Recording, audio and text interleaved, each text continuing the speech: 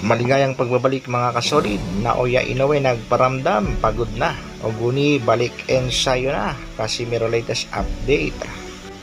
Bakbaka ng dalawang Pinoy prospect sa Japan na kanselado na. Iyan ang ating pag-uusapan mga kasolid. Para sa ating unang balita mga kasolid, good news nga ito sa ating pangbatong si Miel Fajardo, ang tinaguriang The Silent Assassin ng Pinas.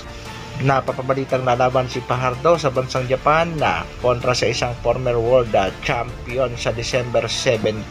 Ang huling laban nga ng ating pangbatong si Fajardo ay kontra din sa ating kababayang si Angas ng Cebu, na kung saan hindi nakaporma ang Angas ng Cebu, kaya hintay natin mga kasolida ang announcement ng laban ni Miel Fajardo. Samantala, bakbakan sa pagitan ng dalawang Pinoy prospect, RJ Raquinela kontra nga sana dito kay KJ Cataraha. Si Raquinela ay may kartadang 15 wins, 12 knockouts, merong 2 talo. Si Cataraha naman na 16 wins, 30 knockouts, undefeated.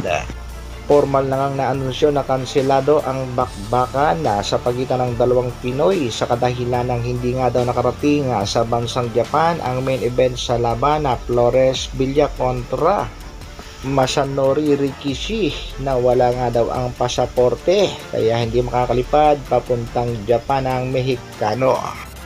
Sa kabilang banda naman, tinaguri ang Japanese monster na si Naoya Inoue, tila nilaglag ng boxer sa ranking ng pound for pound. Hindi nga makapaniwala itong Hapon at sinasabing dapat nga daw ay number 1 siya, tulad ng sinasabi ng ating pambansang kamao na si Manny Pacquiao. Ito nga ang latest ranking ng boxrec regarding sa pound for pound.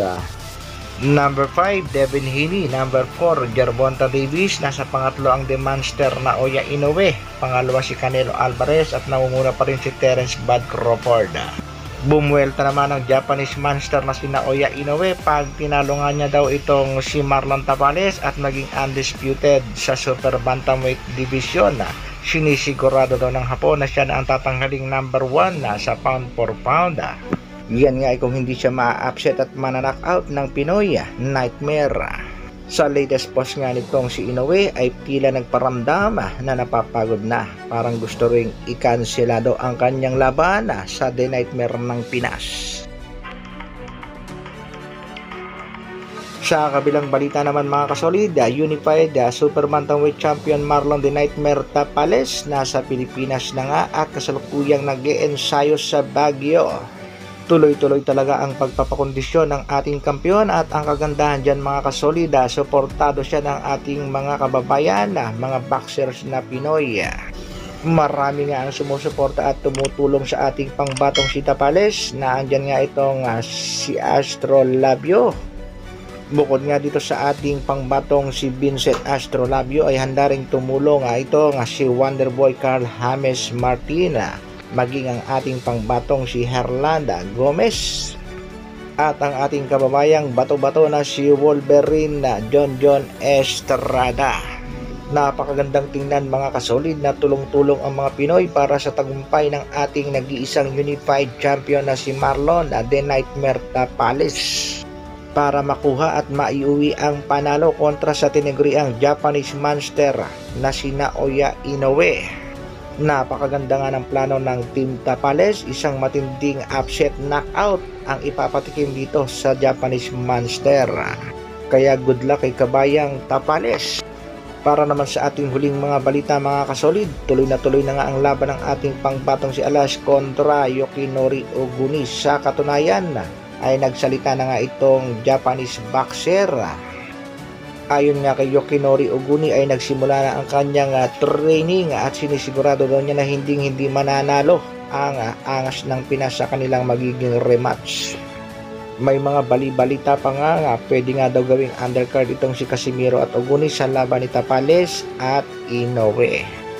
Kung maging undercard nga mga kasolid ay alanganin ng ating pangbatong si Alas dahil hanggang sa kasalukuyan ay hindi pa siya nag-i-start ng kanyang training. At marami din ang nagsasabing kung hindi magiging focus ang ating pangbatong si Alas sa kanyang pag-iensayo ay maaaring ang talunin nitong Japanese boxer na si Yoshinori Oguni. Kaya good luck sa ating pangbatong si Alas, focus sa training. Shoutout kay Kasolid New Think na nagsasabing mag-ensayo ka ng mabuti alas. Good luck! Shoutout din kay Kasolid RDD TV Cebu at shoutout din sa ating mga kasolid na sina Arman Talampas. Kahit anong mangyayari sa December, kay Tapalis tayo. Shoutout din kay Johnny Sanchez at shoutout kay Katoto Agri Farming. Hanggang dito na lang muna mga kasolid. Maraming salamat sa patuloy na pagsuporta at panonood. Isang like naman dyan at sa mga bagong mapapagawi sa aking channel, pasubscribe naman. Mabuhay! Dr. Alvin Vlogs. Brrr.